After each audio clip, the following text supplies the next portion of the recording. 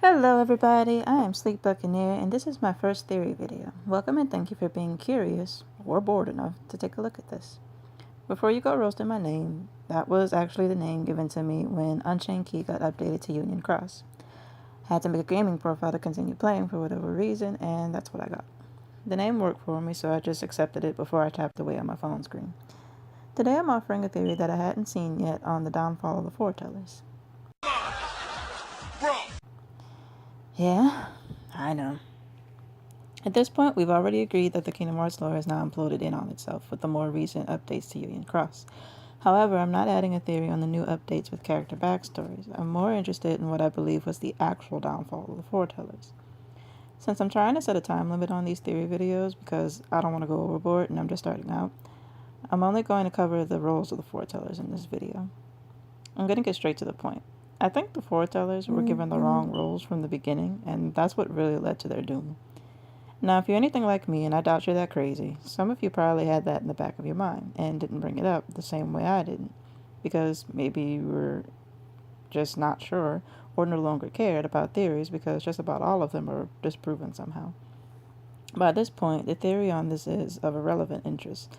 Now, since we're on Ventus and Marluxia having been revealed to be, I'll call them Neo-Tellers, presumably after the Keyblade War. Mind you, even that's controversial because timelines, bro. Timelines. Ignoring that concern of a plot hole for other more popular YouTubers and forum knitters to theorize on, I'm gonna explain why the foretellers have the wrong roles, who should have had different roles, and why exactly it matters for the story. I watched back cover up to about 6 times. I know, right? The first time was in full English, where I mistakenly tried to translate some of it with a kanji notebook in Google Translate. Never again. The second time was with the English translations. The third time was in full English. The fourth time was with the Gamers joint, but not physically because I don't know this dude and he doesn't know me. And the fifth time was with Team 4-Star. Again, don't know these dudes.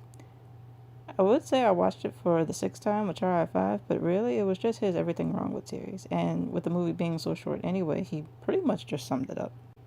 After I watched it so many times without and with commentary, I was convinced that the Master of Masters purposely gave 2 of the foretellers the incorrect role, and those 2 were Ira and Aced.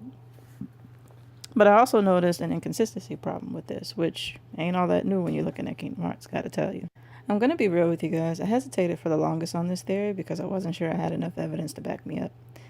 See, I only watched a few, and I mean few, cutscenes from the Key universe, so I'm still learning things, just like all of you, essentially. But even with the little that I know, I managed to notice something a little too strange for my liking. As an example, in the cutscene where the Keyblade War happens, and the player fights Master Ira, who is truly disappointed that the player is involved, Aced jumps in out of nowhere and basically says he'll use these events to create a new world as its king, and Ira is blaming Aced for the disharmony surrounding them. You'd think Aced was pulling the strings behind everything from that part, in the scene right then. Yeah, the Nightmare Charity gives the player his bull and says that he's the player's darkness, but the player still goes to the war, and this is what he or she sees in front of him or her. Mind you, the Nightmare Charity is the result of collecting sins born in a world and using those sins as guilt to collect them, or collect the light. Basically, it's like an act of redemption to reverse the effects of darkness, from what I was able to understand. But with Aced saying he wants to overthrow Ira in the middle of the war to become leader, I was thinking, oh snap, this dude might have created the Nightmare Charity from his own darkness and had it manipulate the events to come. That's evil and badass on his part. But then, when the player fights Aced, Ira jumps in and says he wants to settle things right then. Settle things? What things? So you knew that he was trying to take you down?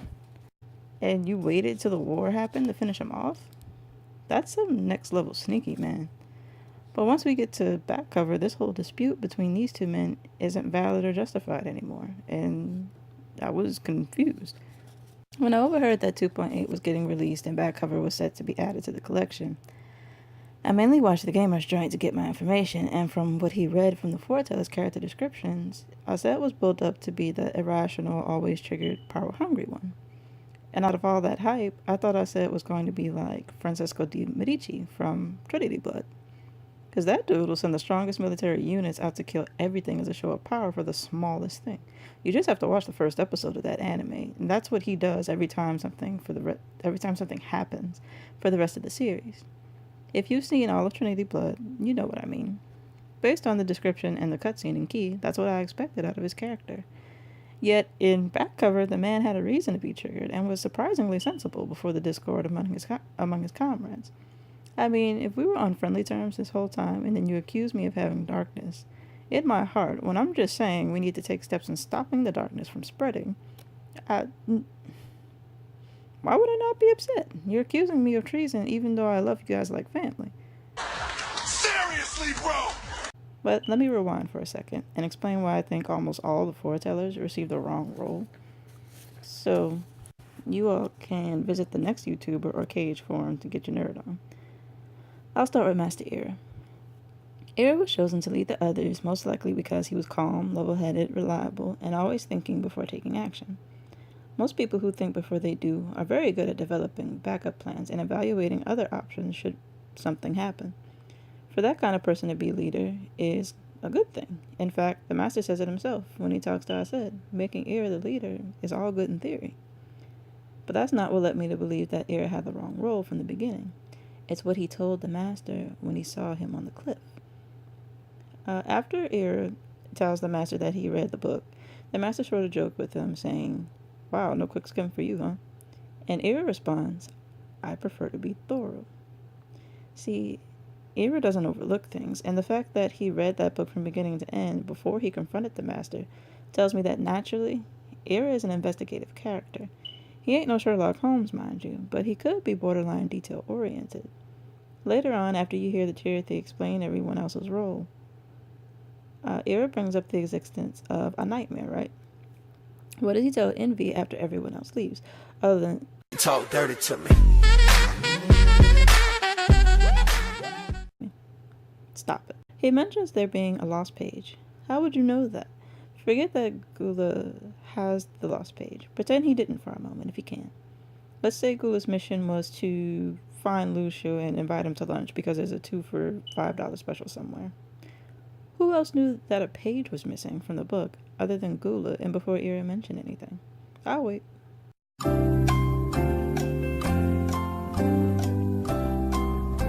Yeah, that's right. No one.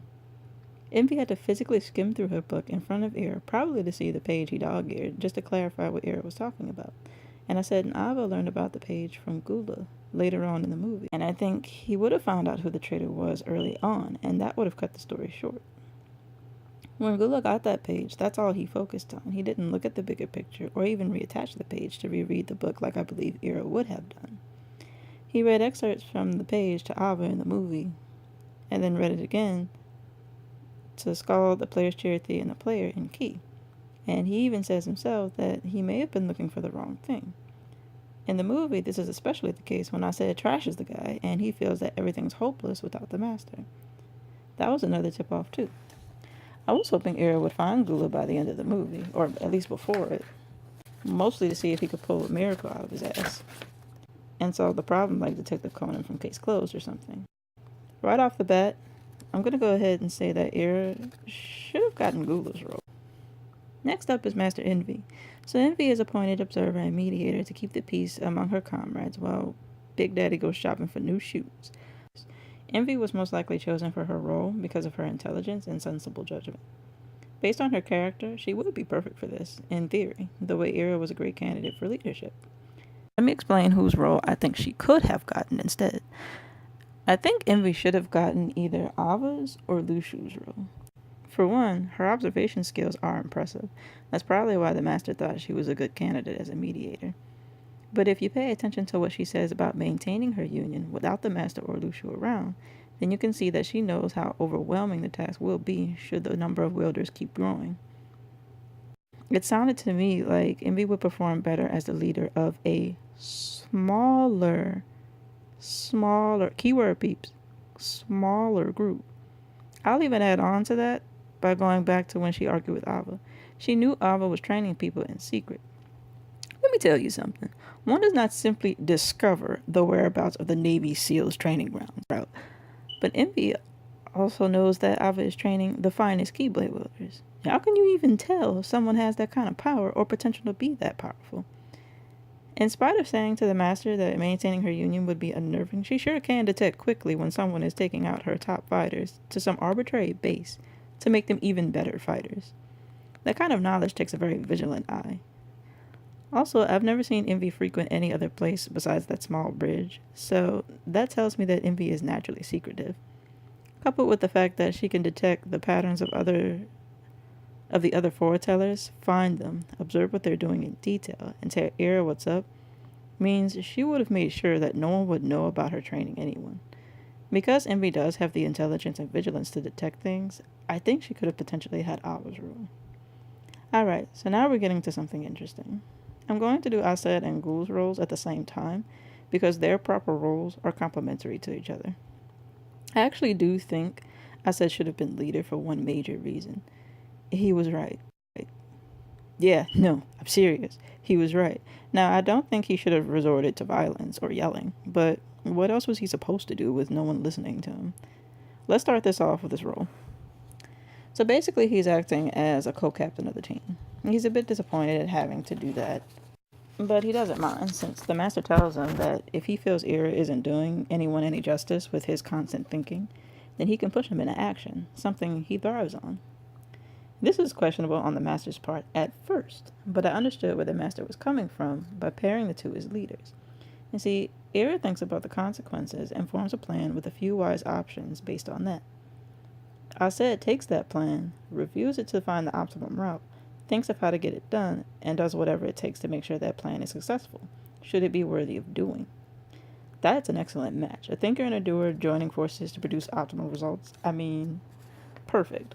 Now let's go with the beginning where Ira reveals a nightmare was snooping around the tower. Ased calmly, keep that in mind, calmly, asks how they should handle the traitor.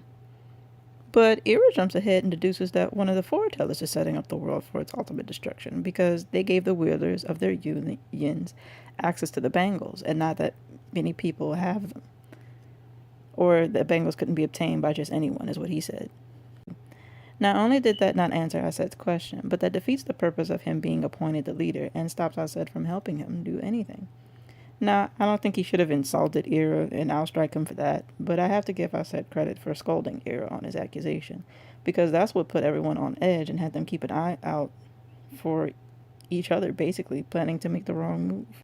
So time skips to the warehouse bit when Ased is talking to Gula and Ava. He makes the argument that trying to find the traitor is pointless at that moment, since Ira already thinks that the traitor is one of his own comrades, and Gula adds that there isn't enough evidence to narrow down who the traitor could be.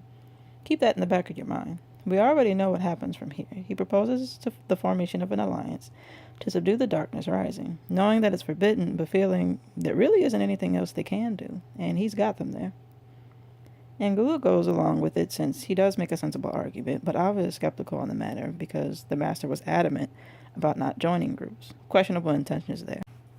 Ased for maybe the third time, who really knows, since I'm sure more happens off screen than on, like another game we won't talk about, tries to convince Envy to join his side. She claims she's trying to get him to be reasonable, but it falls on deaf ears and the fight escalates to a tag team. Very nice, mediator. Anyhow, Ased is in the middle of a flashback before this even starts, and we see what happens when the master gives him his role, and tacks on that demotion of authority should Ira prove to be a poor choice in leadership. Well, Ira kind of proves the master right, and Ased assumes his right role. Literally, right after this, Gula says that the only way to protect the world is to break the rules. Furthermore, Ira whispers to himself that he has to see the lost page. Yeah, that thing that Gula has that no one else is supposed to see. Yeah, he has that. That's two people who are following Ased's exact approach to handling the problem. But Dirty Talker 1 and 2 are just not having it. Mind you, I think Envy broke the rules a little bit by discovering our secret organization, because that was meant to be a secret. I'll go a step further and say that Ava and Lucia broke the rules too. Gulu was the only one assigned to find the traitor using the lost page, but Lucia knew about the traitor already and told Ava about it in Key. I'm pretty sure that doesn't fall under the main objective of watching the others. Can I call that a break in the rules as it interferes with Gula's role, which the master apparently didn't want, and sparks the war by getting into a battle with Ava on low key? I'll come back to Ava breaking a rule next, but everyone broke the rules, and that's what I said was telling everyone to do in the first place. I mean, if his actions in the movie aren't enough to prove my point, then I don't know what to tell you. But I think I said it should have gotten Ira's role in the beginning. So now I'll come to Gula's role. We already know he was assigned the lost page. We got that, right? Cool. To be honest, I've got no idea why the master chose Gula to take the lost page. I mean, I thought it was because he had a keen intuition. Maybe he was a quick learner, very cool-headed, and he seems pretty quick with it. So, I mean, on that note, maybe. But since he doesn't like dealing with drama, it's easier for the master to give him a role that requires his full attention so he can just ignore everyone else. And then, he can pick up something in the book and go, oh, that's what it is. Bam, you got your traitor. Now, since he's in chill mode all the time, Gula doesn't need to put in a whole lot of effort to stay chill should the notion of a traitor arise. But that wound up being a terrible idea because with Ira's accusation, that threw Gula in the middle of drama. For you to have a feeling that I said was calling everyone except Ira to the warehouse to form an alliance tells me two things.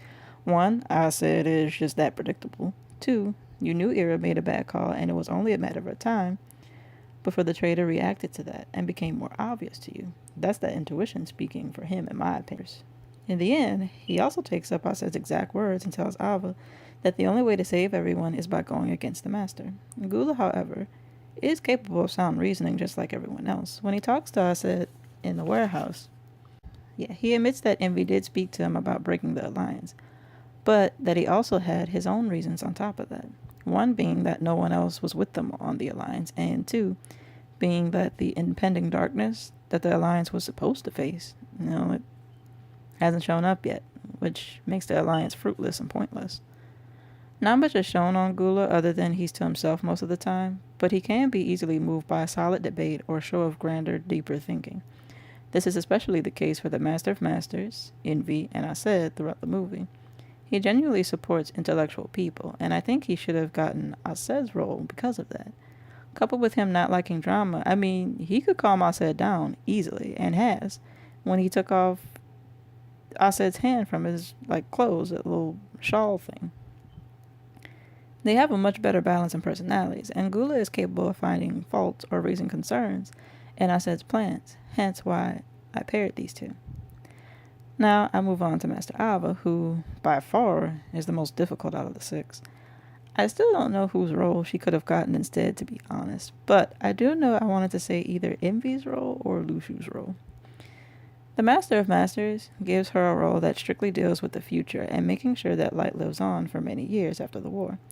That's something along the lines of, but not quite related to, Lushu's role, since he's supposed to watch everything during and after the war to ensure the Master sees the events that occur.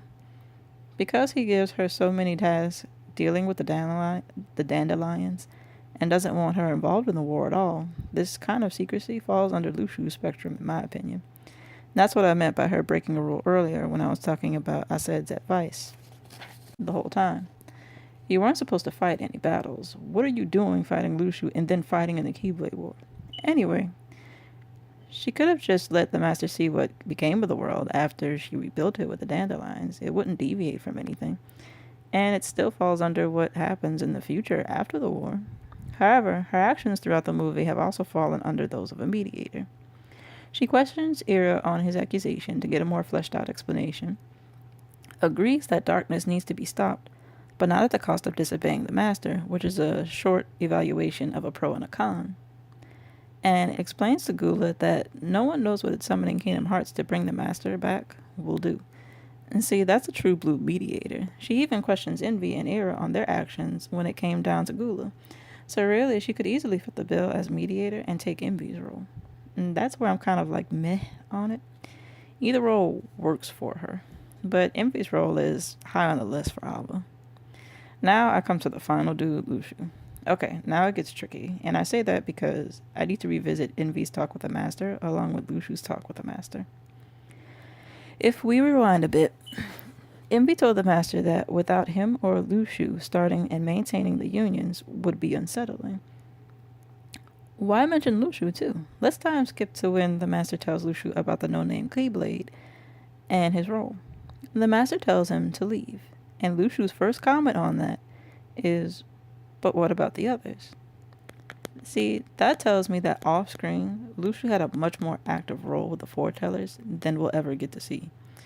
In Key, he doesn't completely hide himself in secrecy, because he does tell Ava extra information that I don't think he was supposed to. But I already mentioned his conversation about the traders, so there's that. But no one has brought up his involvement with Ira and the others so far, and I think that's because we never see him with them. When Envy gives it away that Lushu has actually been with them just as much as the Master, that really cued me in on this theory. I think Lushu, much like Ava, could have also gotten Envy's role as mediator and observer, and that possibility is a lot higher than Ava's, because of what Envy said, for one, and because of his role, for two. Lushu watched over his comrades from the beginning, before the Master even left. By the time he gets back, he and Ava spark off the war. If Lushu was active with the others, it's possible that he acted as vice leader, the way Ased was assigned to do. That leads me to believe that maybe Ased's role would have been better for him too. I don't think he was meant to be a leader the way Ased was, but an advisor is very fitting, which could fall under Envy's role or Ased's role. Let me go back to Envy's possible roles for a second. I mentioned that she could have gotten Ava's role or Lushu's role, and I explained why she could have done Ava's role better. Let's look at Lushu's role. With Envy being as secretive as she is, it just seemed easier for her to take that role. This, coupled with her undying loyalty to the Master and her observational skills, she would have exceeded his expectations, in my opinion, by not joining in on the war and just watching over the others, as she was doing as mediator. This is almost like a cop-out role, basically, but that's what I think she could have done, given how she is and what she does. That's all I actually got, since Lushu didn't do enough for me to properly evaluate whose role better suits him, and I'm still not sure on Ava either. However, that's my opinion on the roles of the Foretellers and what I think led to their downfall in the end. It started off with the wrong roles and ended in war, basically. So let me know what you think in the comment section, and feel free to check the other videos that I watched before doing this. Support those other YouTubers who actually make money off this. I have nothing but respect for them now after doing all this. I hope you enjoyed the memes too. They were fun to work with. Thank you for clicking on this video, and have a nice day. Punch your fists into the air and raise a rebel yell. There's lots of bad uns out there.